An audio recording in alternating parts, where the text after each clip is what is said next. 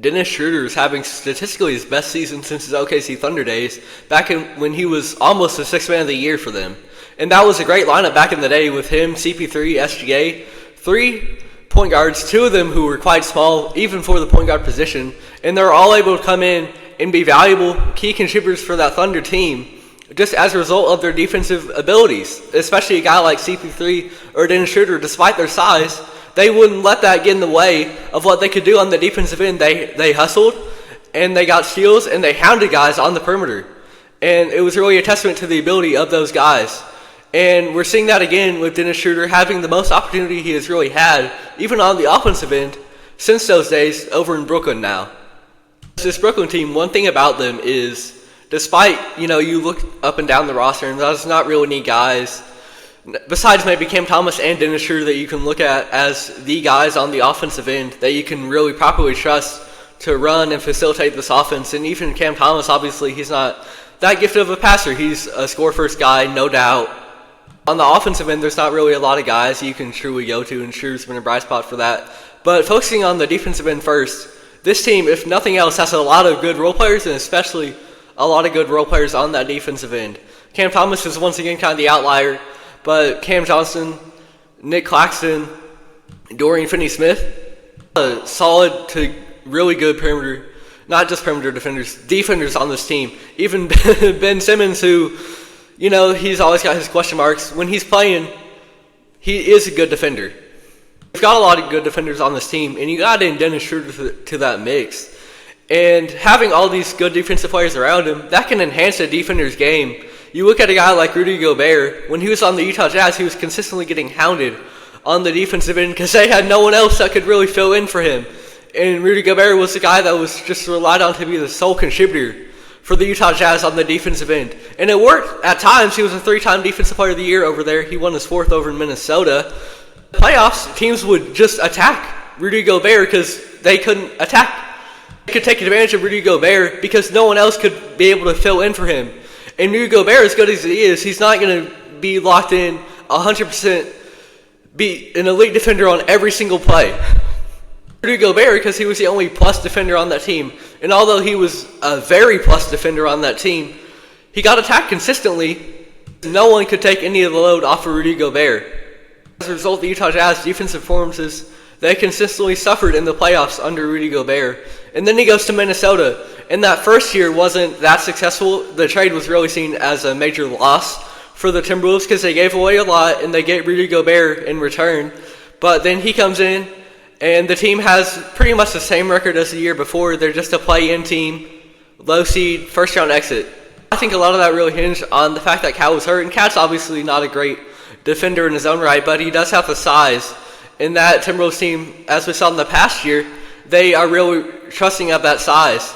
Having both Towns and Gobert out there to really put a lack of focus on Cat's flaws on the defensive end and just have 2 near 7-footers going out there on the defensive end. That's intimidating, to say the least. The main thing with the Timberwolves team was that they had a lot of perimeter defenders, and we saw that in the past year. They've got so many great point-of-attack guys. Nickeil Alexander-Walker, one of the most underrated defenders in the entire league. Jaden McDaniels, an elite defender. Anthony Edwards is very good in his own right, especially for what he has to do on the offensive end as well. Cat had the best defensive season of his career, and Rudy Gobert got back to being a Defensive Player of the Year player, and he won his 4th. They had a successful playoff run is the most important part here. They made it to the Western Conference Finals, only lost to a very impressive Luka Doncic, Kyrie Irving-led Dallas Mavericks team. As great a defender as you can be in your own right, as we see with Rudy Gobert, you are helped even more by having other guys around you that can help enhance your game and make your flaws as a defensive player shown even less. And you really don't have to go to those flaws. They really can't be attacked because you've got other guys on that defensive end who can make up for your mistakes. And it's that same case in Brooklyn with Dennis Schroder. In my opinion, he's a great perimeter defender, but with his 6'1" size, he's not going to be in the post. But you've got a great rim protector in Nicholas Claxton anyways, so you can make up for some of those flaws. I think Dennis Schroder is going to thrive in Brooklyn defensively, and we've already really seen that. But what he's also doing is honing in on the offensive end and having his best offensive season since his OKC days. That's kind of a result of him and Cam Thomas being the only guys that really truly have the green light on that team that they can really trust and go to on the offensive end And Cam Thomas in his own right, he's been better this year, but at times in the past he has really struggled with his efficiency. So when that becomes the case, Dennis Schroder, as the veteran, he really becomes the guy to go to on the offensive end for that team, and he just scored 31 points on 10 for 18 shooting.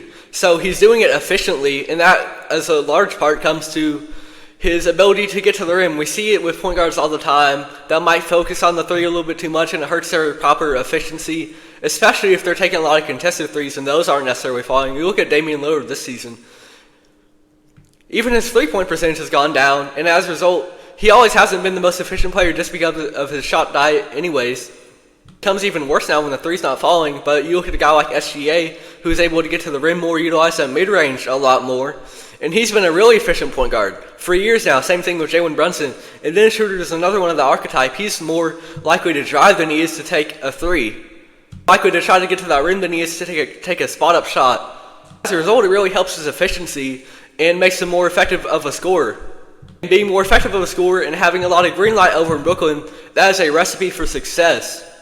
Even Cam Thomas, in his lack of efficiency at times, he scored a lot for Brooklyn in the most recent years. You have a guy on top of that who can score as well, and he can do it efficiently. That's great, and Dennis Schroder's having one of the best years of his career over for Brooklyn.